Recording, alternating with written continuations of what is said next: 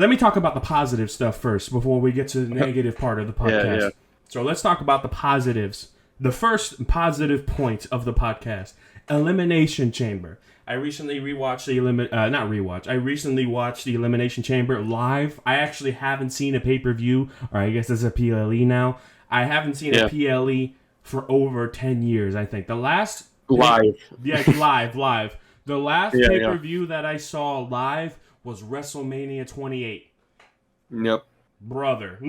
So everyone and their mother watched WrestleMania 28, bro. The Rock versus John Cena, quote unquote, once in a lifetime. Yeah. Everyone was there for that, bro. Exactly. You know, which is the whole thing with Roman and Cody now. It's like, oh fuck, Rock's coming back. Anyway, so Elimination Chamber was really good. There were a lot of really good moments. Let me start it off by saying the women's Elimination Chamber match was fucking cool. There is one lackluster side about it, though. Naomi's performance was extremely lackluster. There was a lot of botches on her side that were extremely obvious, which sucks because I love Naomi as a wrestler, as a character. You know what I mean? She's pretty cool. You know what I mean? I don't mind her character at all. So when I saw her in this match, I knew that she was capable of more, and it really showed through. And I tell you what, Tiffany Stratton being as good as she was made Naomi's performance look a lot worse. Tiffany Stratton was literally perfection in this match. She impressed me big time. All right, she was doing fucking somersaults off the cage. She was doing crazy good fucking. I'm telling you, she was the highlight of the match. Even Becky Lynch wasn't as good as her that evening. Tiffany Stratton killed it. All right. Overall, elimination. I mean, honestly, I would disagree. I don't think Naomi's performance was bad at all. I think she did a pretty great job. She only had that one major botch, which was, I guess, it was going to be a neck breaker off the fucking cage to Liv Morgan, but they clearly didn't connect. But, I mean, other than that, like that one botch, even then, that botch is still, she fucking jumped off the top of the chamber. I liked her performance. I think she did a great job. And I was honestly kind of disappointed that she was eliminated first. Yeah, I wanted to see more of her throughout the match. But Tiffany Stratton definitely was the fucking MVP of the Elimination Chamber. This is like, her fourth match on the main roster? Because she's from NXT. And she killed it, bro. Her character is like, she's so over as a heel. And in the ring, she is just on another level. I'm honestly surprised they didn't call her up from NXT sooner. She has just been fucking killing it, man. And like the crowd was so behind her too, with the whole Tiffy time chants and everything. They were even chanting that during the men's match. It was just Tiffany Stratton. She's just on another level. I can't wait to see more of what she does. I hope she has a spot at WrestleMania. She's a future champion, easy. I mean, it probably absolutely. She won't be fighting for the championship this WrestleMania, but I feel like next year she definitely will. Like, it's there. She's definitely a star. She's definitely outclassed everybody in the chamber. I'm gonna have to agree to disagree with you on the Naomi thing. There were more botches. There was one where she was supposed to get kicked in the face, and it was kind of like extremely slow. And there were a couple other ones. I didn't write them down, but I know that I spotted at least 4. That were. But then again, I mean, trained eye, right? So maybe. But as far as I'm concerned, there were a lot of botches in that match, and that. Yeah, I think even Naomi seemed disappointed in some parts. I was like, I saw it in her face, so I don't know. But me personally, I'm gonna say, so maybe I shouldn't have used the word terrible. Definitely wasn't terrible. There are terrible performances that I've seen before, and she's not close. But it definitely wasn't what I expected. You know what I mean? I expected more, basically. So let's hope that gets wrung out. I don't know whose fault was which, so it might have been Becky Lynch's fault as well. I'm not sure, but. So far, I can say that Naomi's performance was the weakest out of the 6, although it still wasn't horrible. It was just below average. I'm gonna say Liv Morgan. I liked her in that match. I mean, like I said, everyone else I liked. Becky Lynch winning. I mean, the most predictable outcome. Really. Yeah, I mean, but it's also like the outcome we all wanted. Like I've seen people say that they don't like this PLE because of how predictable it was, but also it's like they're giving us what we want. So, like, just because it's predictable doesn't mean it's bad. It's just like, yeah, the guy we wanted to win won. It's like, it's simple as that. We don't need anything more. Well, we've had a massive buildup. That's the thing, right? Like, it's a massive buildup to where if you had somebody else come in, it would make the stories a lot less, a lot weaker. Mainly, you know what I mean? Like, we'll get to the other matches. I know which one you're talking about. Yeah, go ahead. I really think the whole, so like going back to the WrestleMania press conference. I don't think we needed that face off between Rhea Ripley and Becky Lynch, because then it kind of removed some of the tension of the storyline going into the women's chamber. Big time, yeah. Because even in the match, there's like a lot of moments like, oh, Tiffany Stratton, she's an MVP. Are they really going to make her win the chamber? She just got called up to the main roster, and then Liv Morgan had like a star-making performance.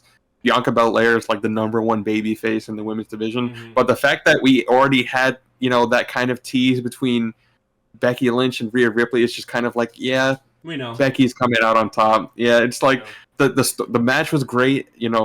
Everyone did what they were supposed to, but it's like, yeah, we can't unseat Becky, winning the match. She has to win at that point. Yeah, I mean, they basically already confirmed the match before Elimination Chamber became a thing. But I just wish they didn't, because then it would make the match that much more of like, oh, who's gonna win? I wanted more of that tension. Well, that's exactly what I was gonna say. So that's exactly what I was saying. That promo pretty much just like deaded any kind of guessing work. You know what I mean? Like it was Becky. We knew it was gonna be Becky. Yeah, we knew it was gonna be Becky. Not a bad outcome, but I just wanted more tension. That's right, that's my only gripe. That's my only gripe with that one. I just wanted a bit more like the who's gonna win kind of thing. Of course, and it also affected the outcome of the. It also affected my perception of the outcome of the final match, which we'll get to. But overall, like I said, it wasn't a horrible match. It was pretty good. It had some really good moments, especially with Tiffany Stratton. I love her. I really want to see more of her. Overall, good time. It was a great opener. Yeah. Really good opener. Yeah. So next match was, let's see here. It was the Judgment Day, I think they're called, versus the New Catch Republic, I think it's called. Let's see. Judgment Day versus Judgment Day versus NCR, New Catch Republic. Yes. It was closer than it needed to be. Holy shit. They really made you think that NCR was going to win. Oh, yeah. I mean, like, NCR was whooping ass, and then they weren't, and then they were pulling off saves. But Dom, oh my god, once again, fucks him at the end, and then Judgment Day wins. I mean, we knew Judgment Day was going to win, really. I mean, NCR... Yeah, it's very clear that Judgment Day is going into WrestleMania as the tag team champions. No doubt about it. NCR was really good, though. NCR was actually some really good performers in there. They surprised me because they didn't look like much coming out. You know what I mean? I don't know them. Yeah, so I think on the surface they really seemed like just a thrown together tag team, but they work really well together. Tyler Bate and Pete Dunne, I know them more from their NXT days, and I like both of them. But it is a very random tag team, or at least it feels that way. But they do mesh well together, I think. Right. Well, one thing I will say, first of all, the match was great. I actually really enjoyed it. It was crazy. It was a lot of lows, a lot of highs, a lot of tension, and a death-defying move. It was really cool. Well, I think the highlight of the match wasn't even the match. It was the amount of heat that Dominic got. Oh my god! Brother! The whole front row was giving middle fingers to Dominic. The whole front row! They had to cut to black. Bruh! And brother, when he was speaking, you couldn't hear him. You couldn't hear him.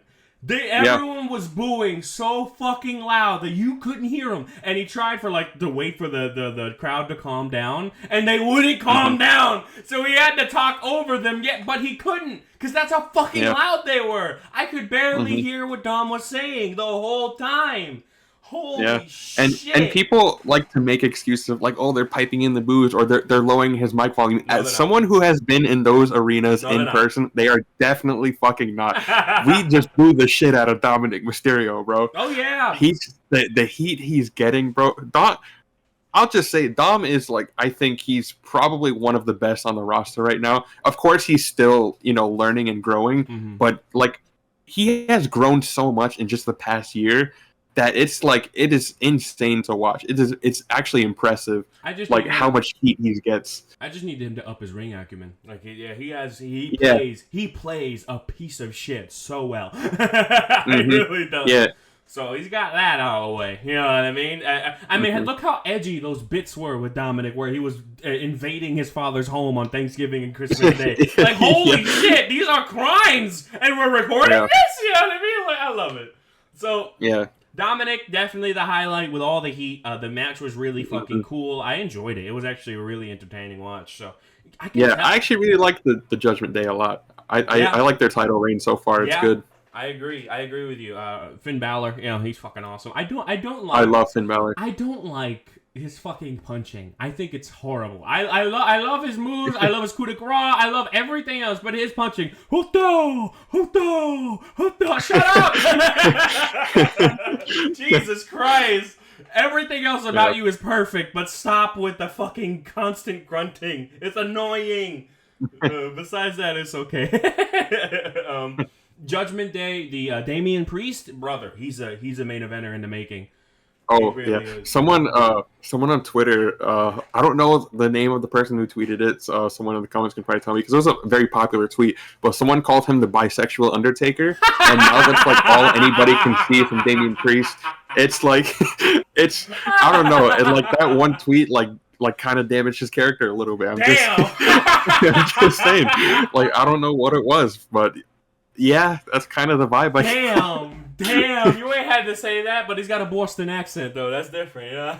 He does. I love Damian Priest though. Like he, like genuinely, like on the mic, he's great. I love his character, and in the ring, bro is a fucking monster. When he goes off, he's a monster. I love his what's the move called? It's like a choke slam, but it has like a specific name, and like the way he performs it is just really good. It's like I want to say like a sit-out choke slam. You know what I mean? He choke slams him. I think it's a manhandle slam, something like that. That's Becky Lynch's finisher. Oh, well, it's something. I know exactly what move you're saying. I just don't know what it's called. Yeah, it's like something to. He's choke South of Heaven. There you go. You got it. The South of Heaven choke slam. I really love that finisher. It's really good. So yeah, that's all I have for that match. You? Yeah. Badass. Solid match. Yeah. So here we go. The Grayson Lawler effect was okay. They basically just retreaded exactly what they already said on Raw. At least Cody called out The Rock to a match, and at least Seth Rollins curb stomped, what's his name again? Grayson Lawler. Austin Theory. Or not even, Austin Theory. Yeah. You said something extremely hilarious that I thought was funny, so go ahead. Oh, it was another tweet I read, but someone said the Grayson Waller effect could have just been an email. Yeah. Literally just that. Or like a digital exclusive, like put that shit on YouTube. It's like, yeah, Cody Rhodes calls out The Rock. It was boring. Simple. Like, don't get me wrong, Seth Rollins knows how to cut a promo, but the thing is, I've seen this already. You know what I think that was? Is that WWE knows damn well that people are just watching the PLEs. You know? So Cody Rhodes. There's a lot of people who don't watch the fucking the Monday night to the Friday night because it's not on Peacock. You know what I mean? That's true. So they're like, fuck, let's just say it again here with Grayson Waller because he's Australian. It makes sense. It's dumb. Yeah. I wish Grayson Waller had a match. I think he deserved to have a match in Australia. Yeah, that's fair. Yeah, they gave that privilege to Rhea Ripley. That's what that did. That's what they did. Yeah. But I mean, even then, if you would have just done a tiny 1 week build up just for a stupid Cody Rhodes versus Grayson Waller, I would have been fine with that. They did that. It would have been fun. That the Raw after, which we'll get to. But they did that. But it wasn't in Australia, I don't think, right? I think. No. Oh, yeah. Okay. No, Raw was back here in the States. Damn. They had to fly to Australia, then ride back to the fucking States. That's crazy. Jesus. Yeah. The jet lag must have been crazy. Yeah. Jesus. Especially since that PLE, I think, was mostly Raw superstars. Yeah. Shit. Yeah. I would have been tired as fuck. Same. It's okay, though, because Cody's inhuman. You know what I mean? Yeah, clearly. And so, anyway, anything else you had to say about the Grayson Lawler effect? It's kind of mid. Meh. That's it. Yeah. I mean, it was there. It happened. It's whatever. We move on. Seriously. So another, this is the big one, and I think this was actually my favorite. The men's elimination chamber match. Holy shit! Yeah, What a stacked fucking roster. yeah. It's literally all main eventers. Bobby Lashley, Logan Paul, Kevin Owens, fucking what was his name? LA Knight, LA Knight, Drew McIntyre, and one more. Who was that? Randy Orton. Randy Orton, right. How did I forget that? Randy Orton. That's Holy crazy. fucking shit. Like, it was so fucking stacked. And, brother, it was damn good. LA Knight came in doing his shtick. Logan Paul was being that fucking asshole. But it's okay. Because Bobby Lashley speared that motherfucker through a pod. Oh, yeah. You know? It was so satisfying to watch from front to back. They did some good storytelling at the end, although it was a little cheesy for me. Yeah, it's still, I enjoyed it. Como say, basically Drew McIntyre is a force to be reckoned with. Oh, I'm a monster. I'm going to fuck you up, Randy. Oh, and then Logan Paul jumps from the pod. And then Logan Paul pulls up. Logan Paul gets pinned by Randy Orton from an out-of-nowhere RKO. And then Logan Paul, which, by the way, I love that now we're going to get another fucking rivalry. Logan Paul knocks the fuck out of Randy Orton with brass knuckles, and Drew McIntyre pins him. Literally the perfect way for Drew McIntyre to win. The perfect way. Yeah. You know what I mean? And I think it's a great way to set up Randy Orton versus Logan Paul. Easy. Because, like, you know, the thing is, like, Logan Paul is a prick, and that's also his, like, his character. And so, both, like, the fact that they just really lean into it, like, with him, like, as a heel, it's perfect. Because, like, Kevin Owens, like, was coming for that ass, bro. He was not letting Logan Paul breathe during that match, bro. I think Kevin Owens was my MVP for this chamber match. He did personally, some crazy shit. I knew he wasn't gonna win, but he did some crazy shit. Oh yeah, he put on a show. He wanted to steal the night. I love the. I love Kevin Owens. Kevin Owens, I told you this before. He's the definition of I don't come here to be the best. I come here to be remembered. Yeah. Remember when Drew? I think it was Drew McIntyre was slamming LA Knight's head up against the pod, and Kevin Owens was in the pod and he was hitting his head while Drew was slamming it in. So he kept going, he was. And did it like 12 times, bro. Like Jesus Christ. It was the other way around. I think LA Knight was slamming Drew's head. It's okay, it don't matter. But you get my drift. Either one, yeah. He came in for the assist, you know. Kevin's a cokehead, bro.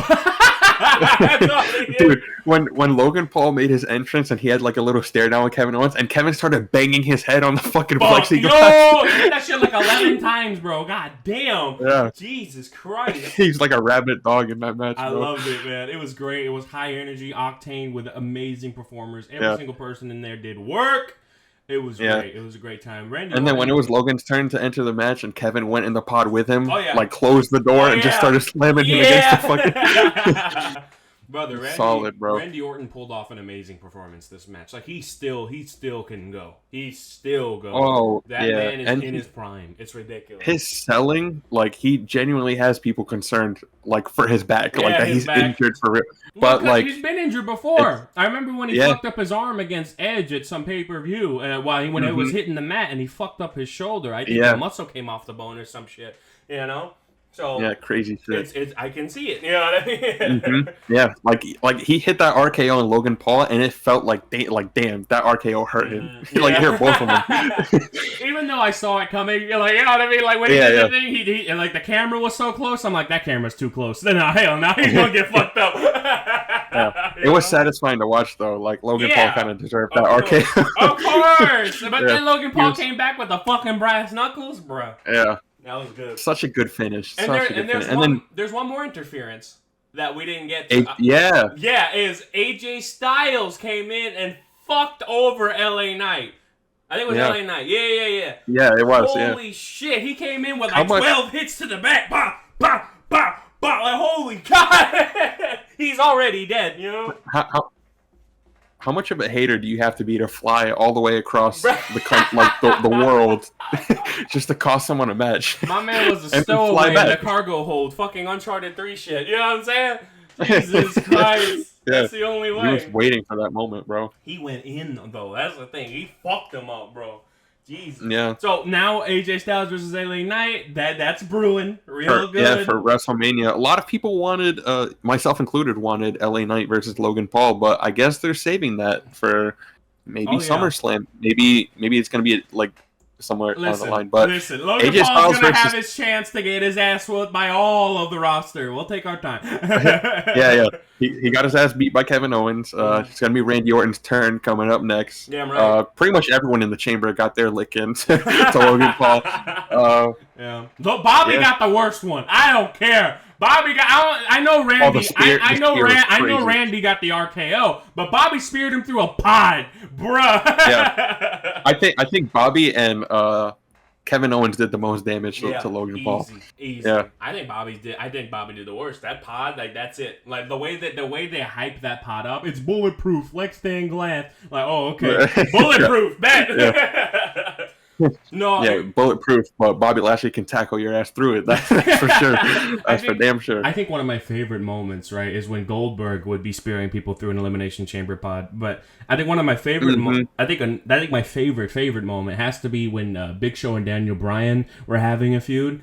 And so Daniel Bryan was in the pod, and Big Show was out. He whooped everybody's ass in the pod, and then in the elimination chamber. And Daniel Bryan was in the pod. The time came up, and his number, como se dice, he was stuck in there, and so he locked the door. Like he pushed it, made sure that they didn't open it on him because he didn't want to fight the Big Show. So the Big Show climbed up to the top of the chamber and literally ripped the chains one by one. And then once he got through it, he grabbed Daniel by the head and fucking lifted him up. It was ridiculous. That's funny. No, he went down in there and then he fucking threw him up. That's what it was.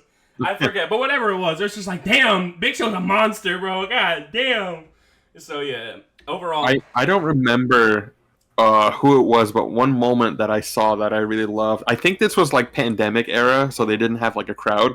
But it's like someone went for a spear. It's probably Bobby Lashley. I don't remember who he was trying to spear, but they moved out of the way, and I think Bobby Lashley went through the chamber. Like he went through both like layers of plexiglass and out of the chamber. Jesus. And like onto like the floor outside. He went out of he flew out of the fucking chamber. I saw that one. Bobby Lashley's a freak. He's a freak. I think it was Bobby Lashley. It could be someone else. It was Bobby. Yeah, it's got to be Bobby. He's a fucking genetic freak, Bobby Lashley. That guy is ridiculous. He does whatever for whatever. That guy's crazy. I love him.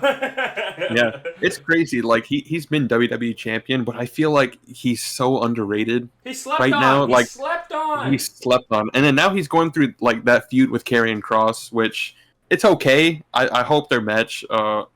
Probably at WrestleMania is going to be good, but I hope afterwards they put him in the main event scene. We need Bobby Lashley fighting for the world title again for sure. Do you think it's his promo work? Maybe, but like now he has a faction with the Street Profits. Honestly, like he could just have the Street Profits do the talking for him. It's like 'cause I feel like with an athlete like that, his promo work does not need to be great. I mean, look at Brock Lesnar. Yeah. Bro had Paul Heyman do all the talking for him, and even then, Paul Heyman knows how to hype up a guy. So I feel like, imagine Bobby Lashley being a Paul Heyman guy. Fucking hell. Oh, I think that's a deadly combo. That is a deadly combo. I agree. Fucking hell, because Bobby Lashley, even though I like Brock Lesnar, como se dice, as a wrestler, he's done some crazy things. I think Bobby Lashley is a lot more entertaining to watch. Because Brock Lesnar, he gets repetitive after a watch. Like, you wowed the first 2 times, but then you realize, oh, these are all the moves he has. Okay. Yeah, and Bobby Lashley, I think, is more, like, just likable. Like, he has kind of a charm to him where it's like, when you're seeing a match with him, you're like, I like this dude. No like, doubt. I don't know what it is. No doubt. He's just, he's a remember, cool guy. I think it was Great American Bash 05 or 06. It was him versus John Cena, and I wanted John to win, but brother, like, I respected Bobby. That match was crazy. Oh, yeah. So give Bobby his flowers, man. For real. That's it. That's all cool. That's all I want. So, give Bobby his flowers. One last point I wanted to make about the men's elimination chamber match was that now we finally get Drew McIntyre versus Seth Rollins at WrestleMania. And who do you have winning that match? Because I think Drew's going to win. I think Drew has to win. Drew has to win. If Seth wins, I think it'll be a lesser match. Yeah, I think so too. Because Seth won twice already. You know what I mean? Yeah, and Drew should I win. love Seth. I love him as world heavyweight champion. Seth Rollins is one of the reasons I got back into wrestling back in 2015. His cash in at WrestleMania 31. We've talked about it before, but like I love Seth Rollins. He's one of my favorites on the roster right now. But I think storyline wise, character wise, it's more important that Drew McIntyre wins Damn right. the world heavyweight champion because Seth is great, but he does not need the title right now. He had a great run with it. He's had a lot of great feuds, great matches, but I think it's Drew's time to shine right now. And I think Drew should win again at Backlash after an extremely heated feud, like fucking like last man standing, like no holds barred, crazy extreme feud. Yeah. That's what I want.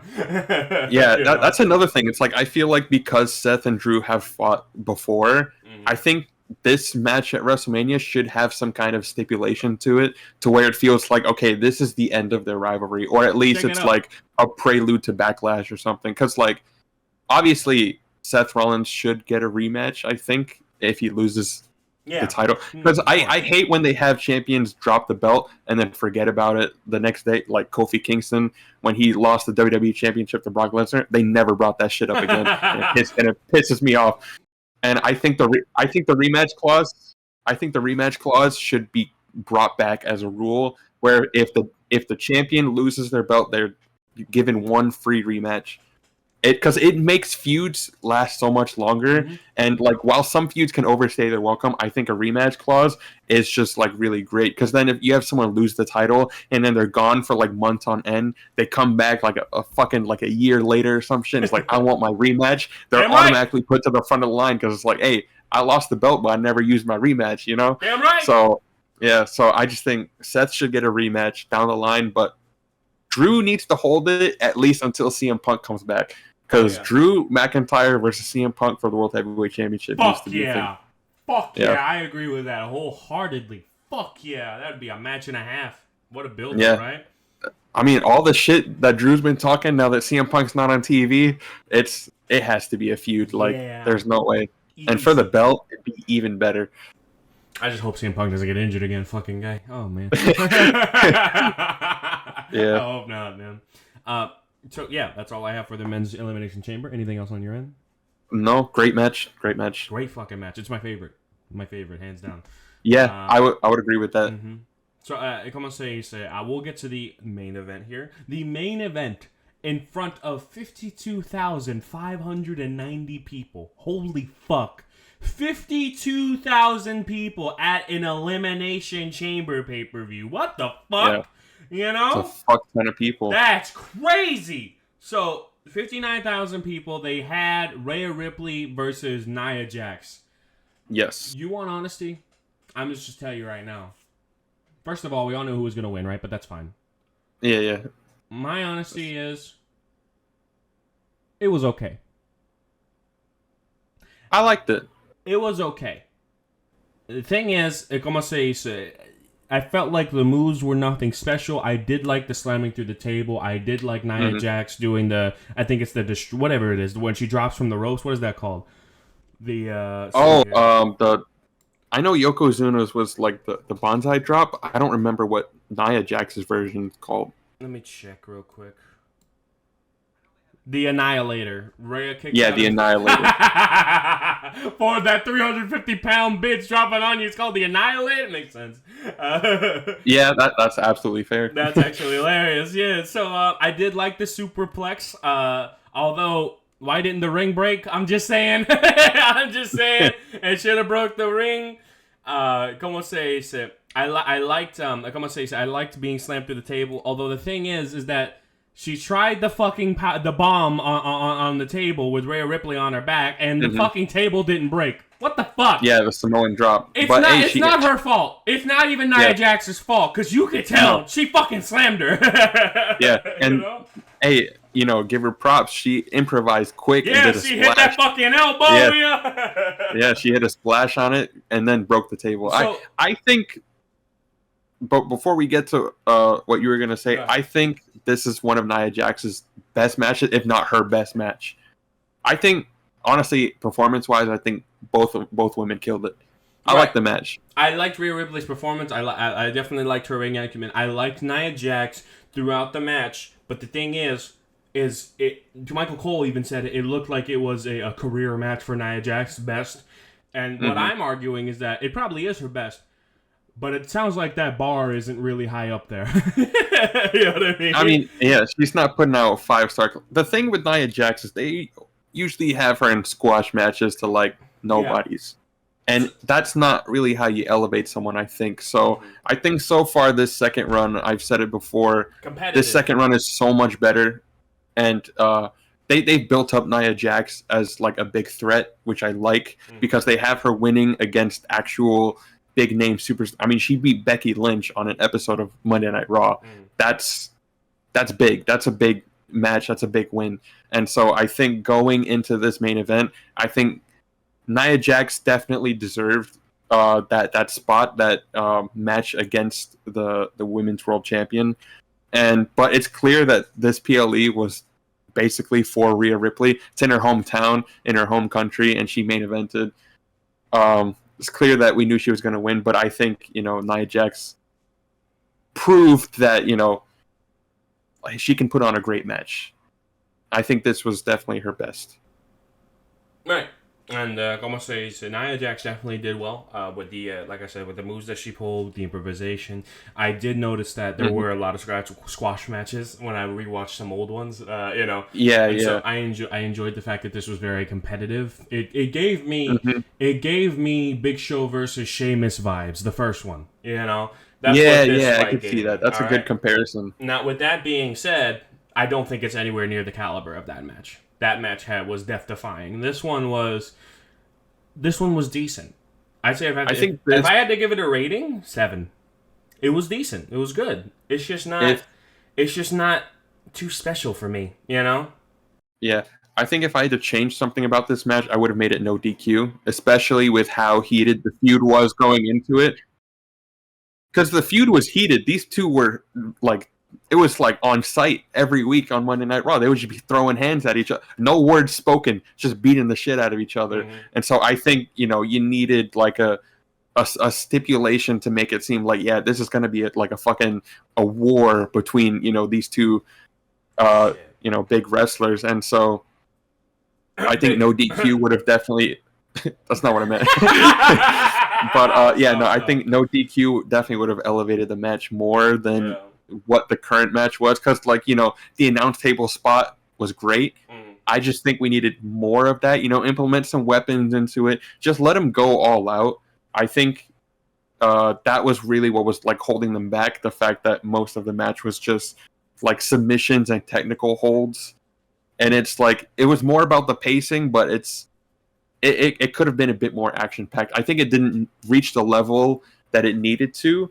But for what they did and for the two superstars that were in the match, I think it was a great show, and I think it was a great way to end Elimination Chamber with having that match. Right, I can't agree. It wasn't. I can't agree more. I can't agree less. It was a good time. It just wasn't too special for me. You understand? I could see what you mean. I do agree with you that it would have been better as a DQ. Frankly, I think Rhea Ripley is definitely one of those hardcores. She's metal. She's all that. And I feel like a no DQ match where they were beating the shit out of each other. Hell, Rhea Ripley probably gets busted open. That would have been in character.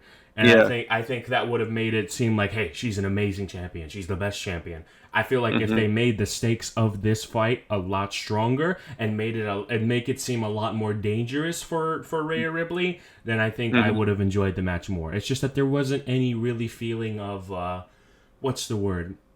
There was no tension.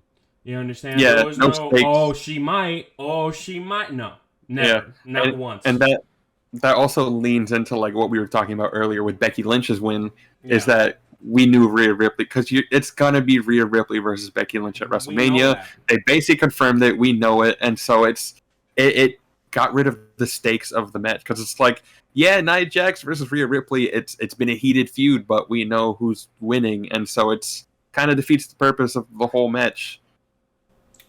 So yeah, that's all I have for the Elimination Chamber pay-per-view. Overall, really good time. I enjoyed it. Really good. This is the second PLE in a row that only had 4 matches on the card. Yeah. But I think they've been able to make a do with very little matches. Well, the main reason why is because of the length of the 2 gimmick matches they have. Which is the Royal Rumbles and the Elimination Chamber matches. That's the main reason. Go ahead. Yeah, of course. But I mean, they're even I think having less matches makes more time for the matches that matter. Right. The quality of matches have gone up. The For quality sure. of matches, the standard has gone up, and that I've noticed. The fucking tag team match surprised me. I thought this was going to be below average. I didn't know who NCR was. But, brother, it surprised me. It was actually really fun to watch. So, yeah, if they want to do lesser matches, but more quality and more time put into it, I'm all for it. That's the truth. Yeah, I agree. Okay. Anything else? No, Elimination Chamber was great. If you like wrestling and you haven't seen it yet, I recommend watching it. See it. I mean, you have to see it for WrestleMania. You just have to. So go ahead, see it. Yeah, of course. Yeah.